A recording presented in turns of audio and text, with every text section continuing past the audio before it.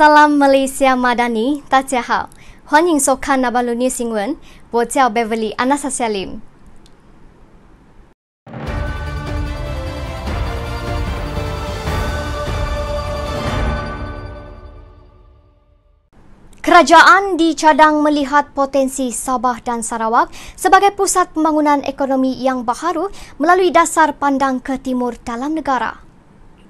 Kerajaan dicadangkan agar tampil dengan fokus tambahan serta dasar pandang ke timur dalam negara dan melihat Sabah dan Sarawak sebagai pusat pembangunan ekonomi yang baharu.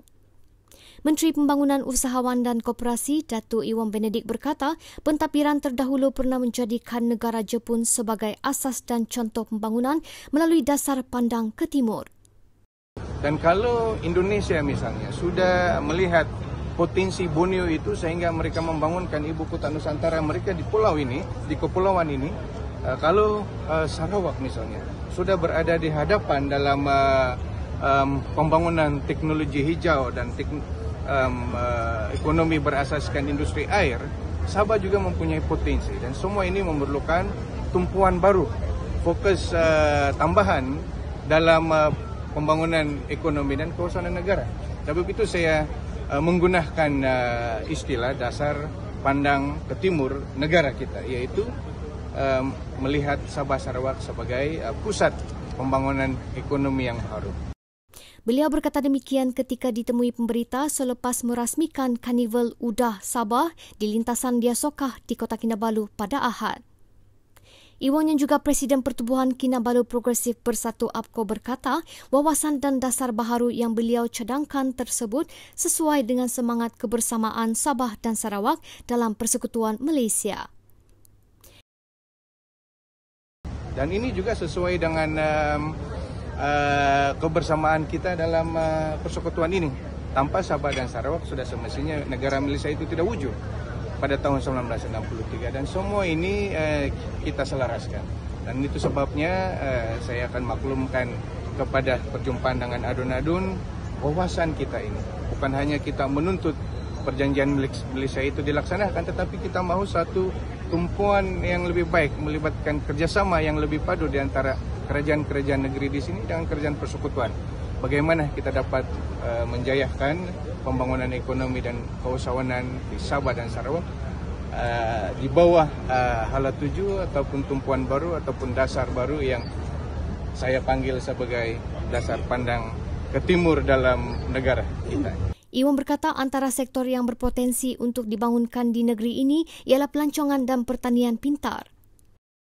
Pertanian pintar, kenapa kita tidak boleh bangunkan sektor pertanian pintar di Sabah? Memandangkan kita mempunyai aset iaitu tanah, kita mempunyai populasi yang agak besar dan kita berjiran dengan negara-negara yang sedang membina kekuatan ekonomi di kawasan Kepulauan Borneo ini. Dan pertanian pintar pun sudah menjadi satu daripada 8 fokus ataupun tumpuan pembangunan PMKS di negara kita. Dan saya ingin melihat Sabah menyahut fokus ini. Beliau mengakui sektor pertanian adalah antara tumpuan kerajaan Sabah selama ini. Bagaimanapun ia boleh ditambah baik dengan memberi tumpuan baharu iaitu pertanian pintar. Mengenai Karnival Udah, Iwan berkata ia dapat menambah baik, memperkasah dan melipat gandakan pembudayaan keusahawanan di kalangan rakyat Sabah. Untuk mereka menjadi sebahagian daripada pemain ekonomi negara kita, bermula menjadi usahawan mikro, kecil dan sederhana. Dengan penglibatan agensi-agensi kerajaan dalam pameran, saya percaya ianya juga boleh menghebahkan maklumat-maklumat dan perkhidmatan yang disediakan oleh agensi-agensi tersebut. Dan di peringkat kementerian saya percaya kita telah mengadakan Hari Koperasi Negara, Bulan Koperasi Kebangsaan, Minggu PMKS, Karnival Usahawan seperti ini dan seterusnya, sambutan Hari Penjajah Peniaga Kecil peringkat kebangsaan. Ini menunjukkan Kementerian Usahawan dan Koperasi Malaysia dan agensi-agensi persekutuan juga telah memberikan yang terbaik kepada rakyat Malaysia di Sabah dan Sarawak. Beliau berharap rakyat Sabah merebut peluang keusahawanan seperti yang dibentangkan dalam Belanjawan Madani 2024. UDA Holdings Berhad UDA, sebuah agensi Kementerian Pembangunan Usahawan dan Koperasi, meninjau prospek pembangunan hartanah di Sabah. Menteri Pembangunan Usahawan dan Koperasi Datuk Iwan Benedict berkata ini bagi menyediakan produk hartanah merangkumi kediaman serta komersial. Bagi meningkatkan taraf kehidupan serta sosioekonomi masyarakat tempatan bersama-sama kerajaan. Beliau berkata demikian ketika berucap merasmikan Karnival UDA 2023 Sabah di lintasan Desuka Kota Kinabalu pada Sabtu. Iwan berkata penganjuran karnival ini menunjukkan UDA sentiasa komited dalam mendekati masyarakat sebagai usaha membantu meningkatkan taraf kehidupan. Ini seiring dengan fungsi dan peranan UDA dalam mencorakkan, membentuk serta memodernkan bandar-bandar utama di Malaysia. Platform usaha niaga yang dimuatkan dalam karnival ini juga memberi peluang serta membantu usahawan tempatan mempromosikan produk-produk yang diusahakan. Iwan berkata UDA mensasarkan 100 usahawan dalam karnival UDA di Sabah. Ia merangkumi pelbagai jenis perniagaan, antaranya makanan, fashion, aksesori, produk kesihatan dan perkhidmatan dengan nilai sasaran jualan RM2 juta. Beliau yakin Karnival UDA berjaya mencapai sasaran 500 usahawan bagi 4 lokasi penganjuran tahun ini iaitu Johor, Pulau Pinang, Sabah dan Perak pada Disember ini dengan nilai jualan RM10 juta. Program bimbingan InScan berjaya melipat gandakan hasil jualan usahawan. Program bimbingan Institut Keusahawan Negara InScan berjaya melipat gandakan hasil jualan usahawan. Menteri Pembangunan Usahawan dan Koperasi Datuk Iwan Benedict berkata, selain itu mereka juga berjaya beralih daripada perusahaan mikro kepada perusahaan kecil, seterusnya membuka peluang pekerjaan dalam perusahaan masing-masing. Program-program ini telah berjaya melipat gandakan nilai jualan usahawan-usahawan yang telah dilatih. Mereka juga telah berjaya meningkatkan peluang pekerjaan di perusahaan masing-masing dan juga telah beralih daripada perusahaan mikro kepada perusahaan kecil. Ada kejayaan dan banyak kejayaan yang telah dicapai melalui program-program bimbingan InScan, dan untuk itu bagi pihak kerajaan saya ingin ucapkan tahniah dan terima kasih kepada InScan dan juga buat usahawan-usahawan Sabah saya ucapkan tahniah. Beliau berkata demikian ketika ditemui pemberita selepas merasmikan majlis graduasi program bimbingan InScan di Kota Kinabalu pada Sabtu. Iwan berkata pembukaan kampus InScan di Sabah pada Mei lalu juga telah meningkatkan penyertaan usahawan mikro dan kecil di Sabah dalam program-program bimbingan InScan di negeri ini. Dan keputusan kita untuk membawa InScan ke Sabah, membuka pejabat perkhidmatannya pada bulan Mei yang lepas, saya percaya dapat meningkatkan lagi penyertaan usahawan-usahawan mikro, usahawan-usahawan kecil Sabah ini untuk menjadi sebahagian daripada penerima manfaat pelbagai program bimbingan InScan yang telah. Iwan berkata ini adalah antara usaha untuk mengurangkan kadar kemiskinan di beberapa daerah di negeri ini yang sering dilabel sebagai daerah termiskin di Malaysia. Sehubungan itu, beliau berharap kisah kejayaan mereka yang menyertai program ini menjadi motivasi dan inspirasi kepada rakyat Sabah. Saya nampak Sabah sebenarnya boleh membangun dan boleh keluar daripada kepumpung kemiskinan melalui gerakan keusahawanan dan termasuklah gerakan koperasi. Sementara kita menangani isu kemiskinan tegar yang begitu besar di Sabah, secara berasingan kita perlu memberi fokus kepada pembangunan keusahawanan dan koperasi. Dan disinilah peranan InScan. Pada majlis ini, seramai 110 usahawan menerima sijil atas kejayaan menamatkan program bimbingan InScan, Bumi Putra Business Coaching IBBC dan program bimbingan keuntungan menu tahun 2023 selama 3 hingga 4 bulan. Sementara itu, pemilik kedai runcit Putatan Tindama Penampang, Emily Bozau, dinobatkan sebagai peserta terbaik bagi program IBBC Grocery Store. Selepas mengikuti program itu, Emily berjaya meningkatkan jualan sebanyak 91%. Dua program bimbingan InScan iaitu IBBC dan program bimbingan keuntungan menu tahun 2023 berjaya meningkatkan status 5 usahawan daripada kategori mikro kepada perusahaan kecil. Program bimbingan InScan turut merekodkan 30 pekerjaan baru melalui program IBBC dan 28 peserta mempunyai medium penghantaran makanan baru melalui program bimbingan keuntungan menu. Pernas menyalurkan pembiayaan RM12.6 juta kepada usahawan franchise Sabah sejak 2010 sehingga kini.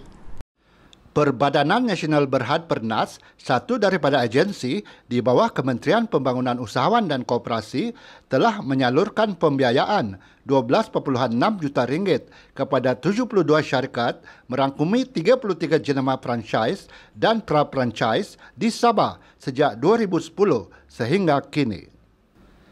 Menteri Pembangunan Usahawan dan Koperasi, Datuk Iwan Benedict berharap dengan adanya program BIDS Franchise yang dilaksanakan Pernas, jumlah syarikat dan usahawan franchise dan franchisee di negeri ini akan terus berkembang.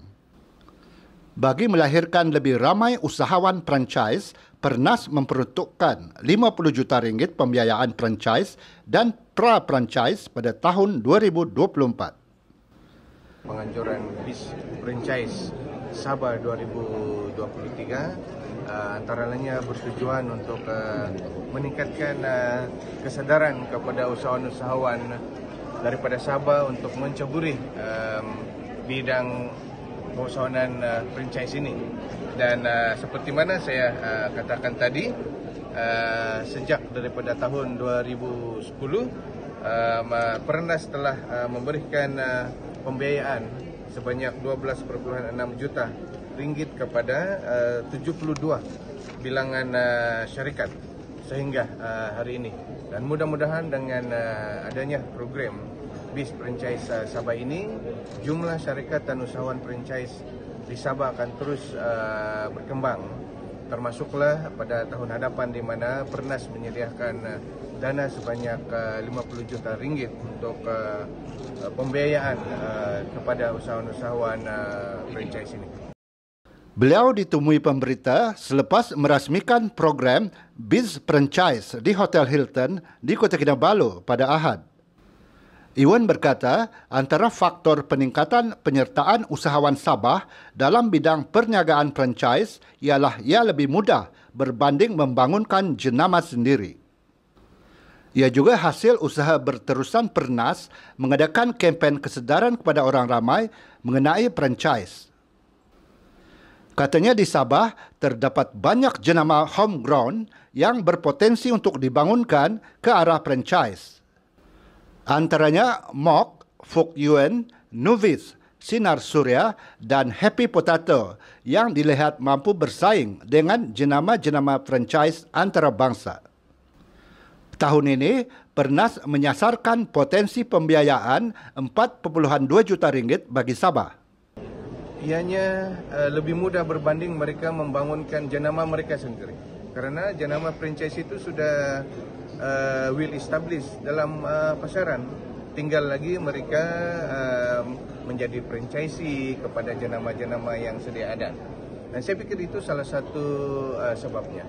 Keduanya di Sabah, seperti mana saya nyatakan dalam ucapan, ada juga jenama homegrown Sabah yang boleh dipasarkan dan mereka menjadi franchisor dan membangunkan jenama mereka dengan mewujudkan ataupun melahirkan franchisee di bawah mereka. Terdahulu dalam ucapannya, Ewan berkata sejak 2010, Pernas telah menyalurkan sejumlah RM509 juta pembiayaan franchise kepada 2,200 usahawan franchise dan pra-franchise di seluruh negara. Dan sejak program BIDS Franchise diperkenalkan, sebanyak RM14.94 juta pembiayaan telah diluluskan. Saya yakin dengan usaha berterusan daripada agensi-agensi kerajaan seperti Pernas mampu melahirkan lebih ramai usahawan franchise tempatan kita. Selain itu, sinergi yang wujud di kalangan agensi-agensi di bawah kementerian seperti Tepun, Isimikpo, ISIMI Bank, Bank Rakyat,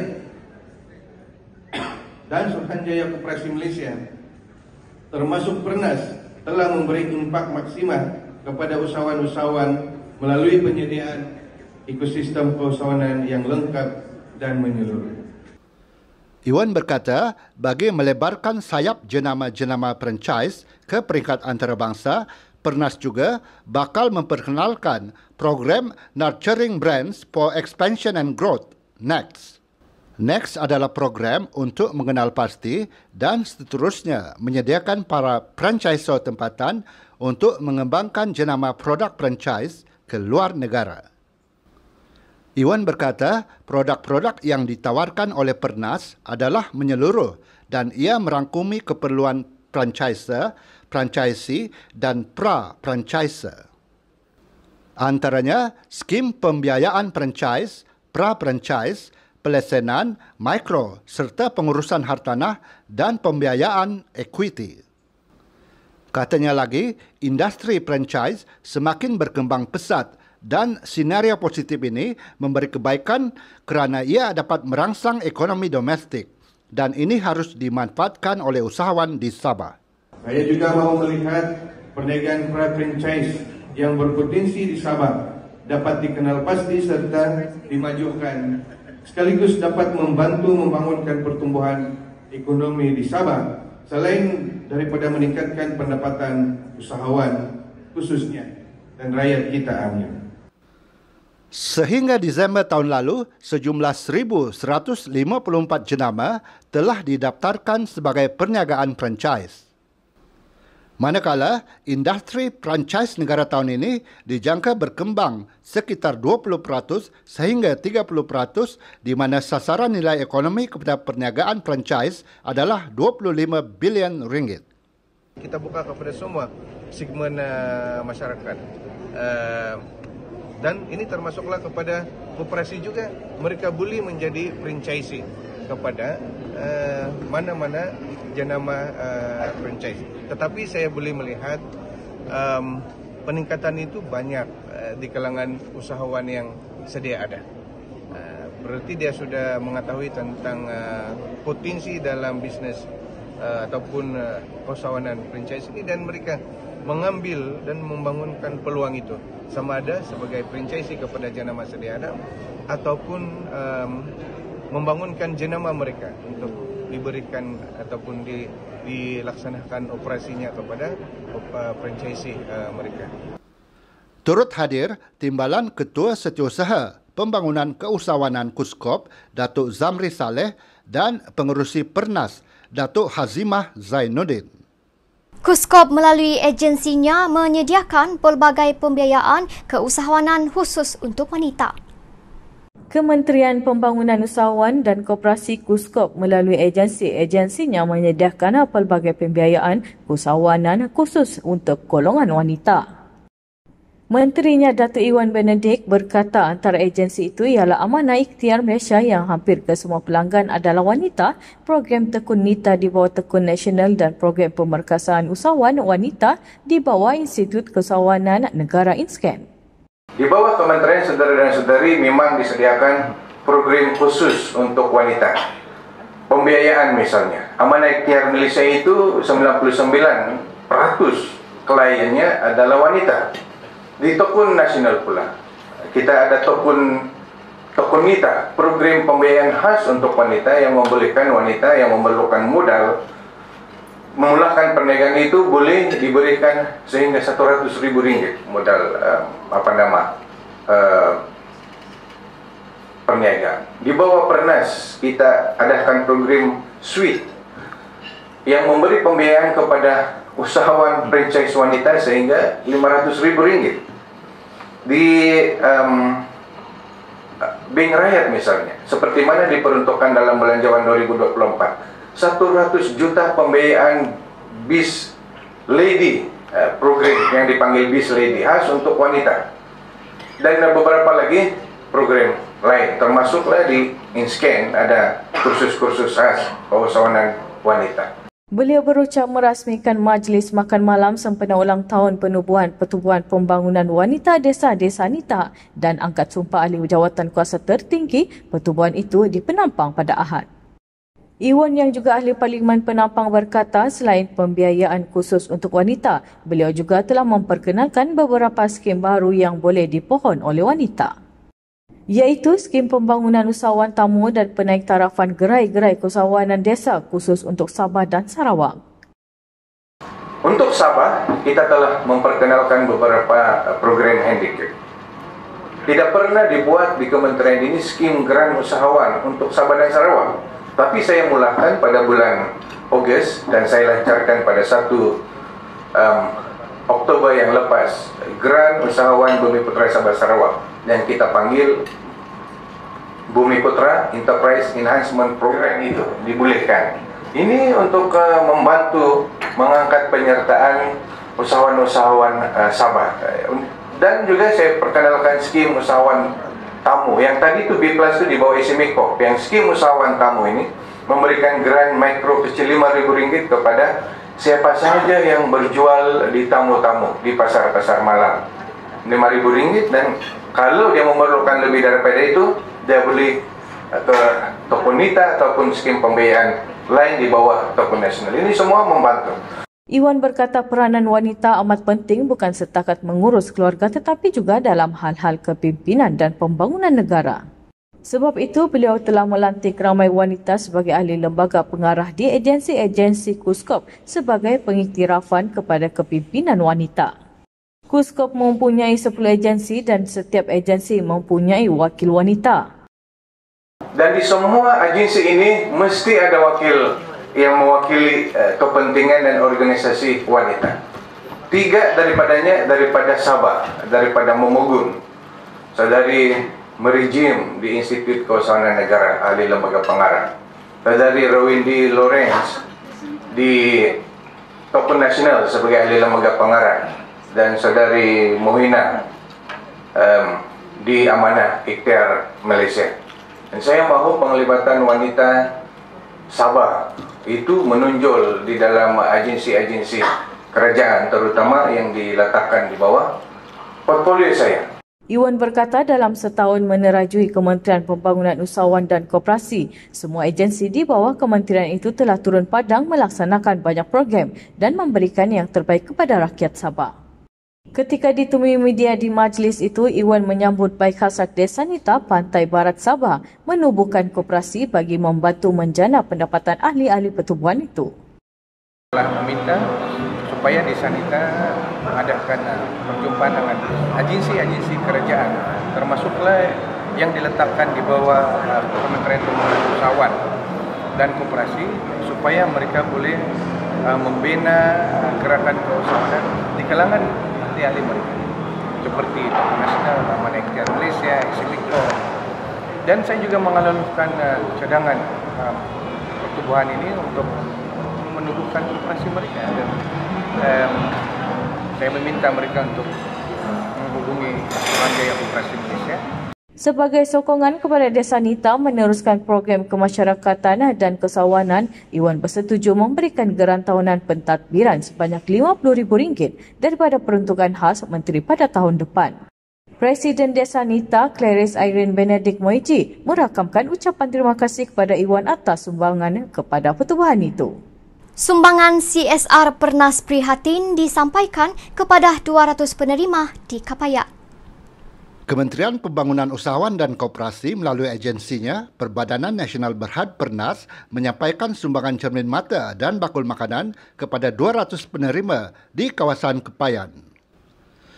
Program Tanggungjawab Sosial Korporat CSR Pernas Prihatin itu dilaksanakan dengan kerjasama Focus Point Vision Care Group Sendirian Berhad Penampang.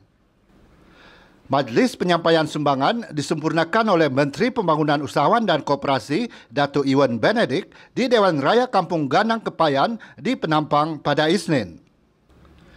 Turut hadir Ahli Dewan Undangan Negeri Adun Kepayan, Jenny Lasimbang dan Pengurusi Pernas Datuk Hazimah Zainuddin. Daripada 200 penerima, 100 orang menerima sumbangan barang keperluan asas, manakala 100 orang lagi menerima sumbangan cermin mata secara percuma. Iwan berkata program seumpama ini juga akan diadakan di kawasan kedamaian bagi membantu penduduk yang memerlukan di kawasan itu. Katanya, program hari ini adalah bukti usaha dan keprihatinan kementerian dan agensi dalam membantu golongan yang memerlukan seperti golongan B40 dan orang kelainan upaya. Beliau berharap program-program CSR seumpama ini dapat dijadikan contoh dan galakan kepada syarikat dan agensi-agensi lain untuk sama-sama menyumbang kepada masyarakat. Iwan turut merakamkan penghargaan kepada Pernas dan Focus Point atas kerjasama menjayakan program ini. Dan bagi pihak penerima, keluarga yang menerima sumbangan-sumbangan ini, saya ucapkan terima kasih kepada Pernas di atas program CSR mereka pada hari ini. Beliau mahu melihat program seperti ini diteruskan oleh agensi-agensi di bawah kementeriannya untuk memberi kebaikan dan manfaat kepada orang ramai. Saya mengharapkan program CSR Pernas ini diadakan berterusan. Bukan hanya pemberian bakul makanan, cermin mata percuma, tetapi juga program CSR lain, program Big Khusus, dan banyak lagi program lain yang telah dilaksanakan oleh Pernas selama ini, dan saya berharap ianya diteruskan pada tahun-tahun yang seterusnya, terutama kepada golongan yang memerlukan, golongan B40, golongan yang merasakan kesusahan, pendapatan yang rendah, golongan orang kelainan upaya misalnya, yang perlu kita beri tumpuan berlebihan, dan program CSR beginilah yang sedikit sebanyak boleh membantu mereka. Sumbangan cermin mata dan pemeriksaan mata secara percuma adalah inisiatif bersama Focus Point, iaitu sebuah syarikat rangkaian optik terbesar di Malaysia. Pada tahun ini, Focus Point telah melaksanakan 22 program CSR dengan menyumbang sebanyak lebih 490 cermin mata kepada golongan yang memerlukan bantuan penglihatan. Sebelum ini, Pernas telah menyumbang sebanyak 800 kotak makanan kepada golongan asnaf di Perak, Pulau Pinang, Johor dan Sarawak. Wan An